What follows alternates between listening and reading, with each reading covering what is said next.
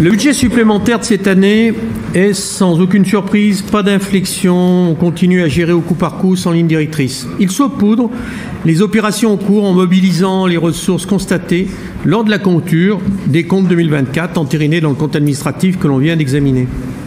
La liste des dépenses de fonctionnement et d'investissement en atteste, une liste à la Prévert.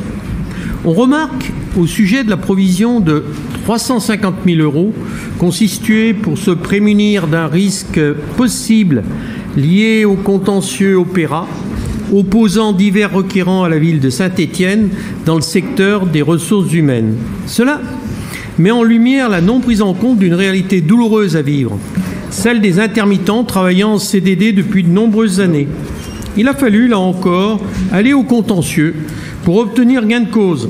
Leurs revendications légitimes n'avaient pas été prises en compte jusque-là.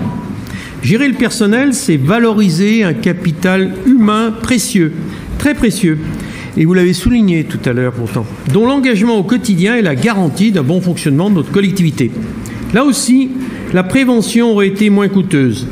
Il en va de même pour de nombreuses actions subies plus qu'initiées à temps par votre équipe, comme celui des économies d'énergie et de l'isolation des bâtiments entreprises bien tardivement, trop tardivement.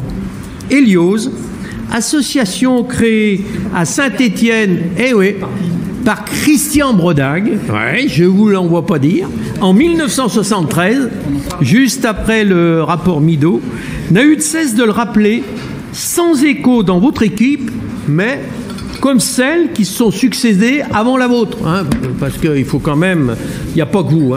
Il est grand temps que l'on puisse considérer que les écologistes sont partisans de solutions de bon sens.